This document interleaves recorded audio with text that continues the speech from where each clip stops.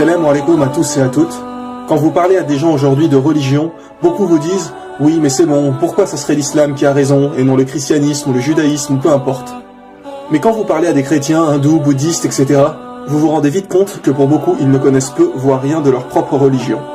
Car s'ils avaient vraiment étudié, ils deviendraient eux-mêmes musulmans. Pourquoi ? Parce que toutes les religions et tous les prophètes ont annoncé la venue de Mohammed sallallahu alayhi wa sallam pour établir la vraie religion de Dieu sur terre. L'islam, la religion finale. La religion finale. La religion finale. Nous avons déjà pas mal parlé de l'annonce du prophète Mohammed sallallahu alayhi wa sallam dans la Bible et la Torah, ainsi que l'interdiction du porc, de l'alcool, du fait de porter le voile, etc. Il est dit dans la Bible qu'une femme doit prier voilée, ou sinon qu'on lui rase les cheveux, et donc qu'il n'est pas condamnable pour une femme d'être sans voile, tout comme dans le Coran. Dans Corinthiens chapitre 11, dans les versets 5 et 6, il est dit « Toute femme au contraire qui prie ou qui prophétise la tête non voilée déshonore son Dieu, c'est comme si elle était rasée. Car si une femme n'est pas voilée, qu'elle se coupe aussi les cheveux. Or, s'il est honteux pour une femme d'avoir les cheveux coupés ou d'être rasée, qu'elle se voile. » Cela pour rappeler que Dieu nous a toujours envoyé une seule et même religion. Une seule et même religion. Une seule et même religion.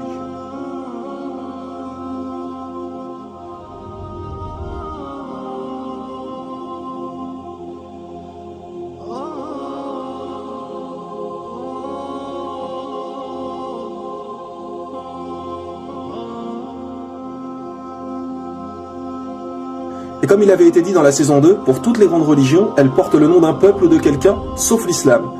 L'islam veut dire faire ce que Dieu nous demande, alors que les autres noms ont été inventés suite à quelqu'un généralement. Le christianisme pour Jésus-Christ. Donc quoi, avant Jésus, la religion de Dieu n'existait pas? Bien sûr que si, ce n'est que suite à Jésus qu'ils ont inventé le christianisme. Idem pour le judaïsme, le peuple de Judée, l'hindouisme.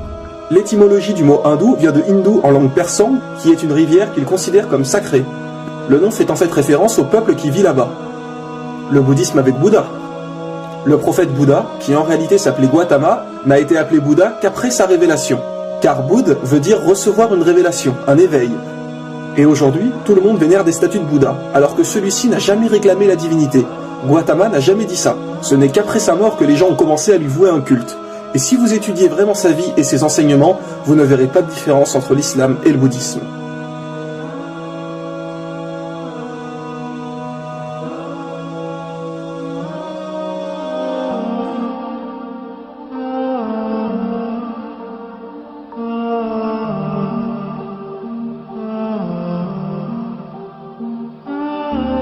Attention, nous ne disons pas que Bouddha était forcément un prophète d'Allah, car aucun verset du Coran ou hadith mentionne son nom comme prophète. Et tant qu'il n'y a pas un texte du Coran ou un hadith pour confirmer quelque chose, nous ne pouvons être sûrs à 100%. Seulement, nous savons qu'un jour, on a interrogé le prophète Mohammed sallallahu alayhi wa sallam sur le nombre de prophètes, et il a répondu 124 000 prophètes et 315 messagers. Alors maintenant, quelle est la différence entre un prophète et un messager ? Un prophète est quelqu'un qui a reçu une révélation, mais qui n'a pas forcément transmis un message. Par exemple, Mohammed sallallahu alayhi wa sallam était un prophète et messager, puisqu'il a reçu une révélation et nous a également transmis le Coran. Idem pour Moïse, qui nous a donné la Torah. Mais un prophète n'est pas forcément un messager. Dieu peut simplement lui parler et lui donner des commandements, sans lui donner un livre à transmettre à son peuple. Mais Allah a dit dans le Coran, à chaque communauté un prophète. Ce qui est bien évidemment juste. Allah n'a jamais laissé une seule communauté sans prophète. Donc peu importe où sur terre et à quelle époque, chaque communauté a eu un prophète pour les guider, ce qui explique le nombre de 124 000 prophètes.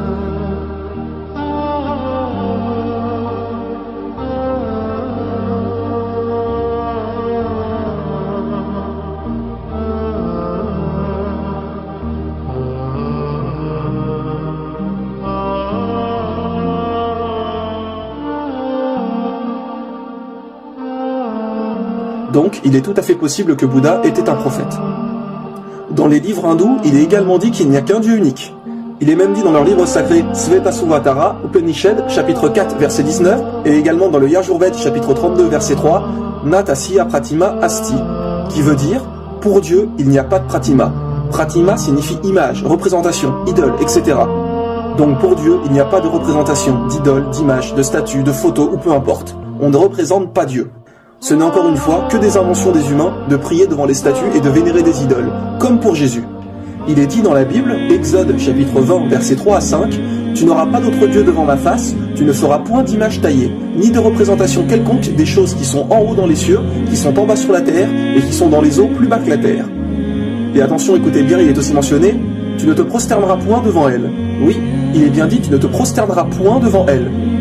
Alors comment se fait-il que les gens dans les églises prient devant des statues de Jésus crucifié, que l'on voit des portraits de Marie tenant Jésus dans ses mains partout? Que les gens prient sur Marie et sur Jésus sur la croix? Parce qu'encore une fois, les gens n'ont aucune connaissance des livres et ne suivent que ce qu'on leur a dit. Mais dites-moi, qui a reçu une révélation, les commandements de Dieu? Ce sont les prophètes? Alors ce sont les enseignements des prophètes qu'il faut suivre, et non tout et n'importe quoi. Les gens prennent des statues pour des dieux. Imaginez si la statue tombe et se casse. Alors ça y est, Dieu est mort? Un peu de logique, voyons. Il n'y a qu'un seul Dieu, qu'un seul message. Il n'y a qu'un seul Dieu, qu'un seul message. Il n'y a qu'un seul Dieu, qu'un seul message. La venue du prophète Mohammed, sallallahu alayhi wa sallam, est également mentionnée dans les livres hindous. Oui, mes frères et sœurs. Il est dit dans les Védas, le livre sacré des hindous, en Kalki Purana, chapitre 2, versets 5, 7, 9 et 15, et donc à 4 reprises, la venue du prophète Mohammed, sallallahu alayhi wa sallam.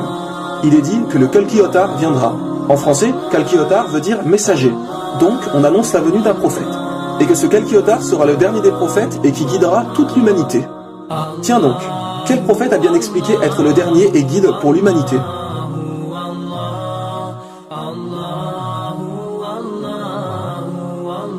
Il est dit que le nom du père de ce prophète serait Vishnuash, qui veut dire serviteur de Dieu. Bien évidemment, il parlait la langue hindoue. Mais si on le traduit en arabe, Vishnuash veut dire Abdallah. Et que veut dire Abdallah? Cela veut dire serviteur de Dieu. Et le père du prophète Mohammed s'appelait Abdallah. Il est également dit dans le livre des hindous que le nom de la mère de ce prophète est Sumati, qui veut dire en français paix et sérénité. Si on traduit Sumati en arabe, cela veut dire Amina. Et tiens donc, comme par hasard, comment s'appelait la mère du prophète Mohammed, sallallahu alayhi wa sallam? Elle s'appelait Amina. Il est aussi dit qu'il recevra sa première révélation dans une grotte. Le prophète Mohammed a reçu la révélation dans la grotte du mont Hira. Qu'il aura 4 grands compagnons, référence sûrement aux 4 califes bien guidés. Numéro 1, Abu Bakr, numéro 2, Omar ibn Khattab, numéro 3, Othman, et numéro 4, Ali. Et il y a encore de nombreuses descriptions de ce dernier prophète, de comment il vivait, ce qu'il mangeait, etc. Comme par exemple, il est dit qu'il mangeait des dattes et des olives, nourriture plus que courante à l'époque du prophète Mohammed en Arabie Saoudite. Il est dit que celui-ci sera né dans une noble et respectée dynastie de son pays, et nous savons qu'il est de la famille des dirigeants de la Mecque qui sont les Quraysh. Mais que faut-il de plus pour comprendre? Pour ceux qui disent que les hindous pensent que ce prophète annoncé n'est pas encore venu, sachez qu'il est mentionné que ce prophète mènera des batailles au sabre, à l'arc et qu'il aura des chevaux. Alors qu'à notre époque, les batailles sont plus avec des armes à feu, avions, chars, etc. Alors mes frères et sœurs, vraiment, que faut-il de plus pour comprendre? Mohammed sallallahu alayhi wa sallam a été annoncé, et il faut le suivre. Comme dit Jésus, il est celui qui vous guidera dans toute la vérité, dans toute la vérité, dans toute la vérité, dans toute la vérité. L'islam est la religion de Dieu, la religion originale, la religion finale, la religion finale.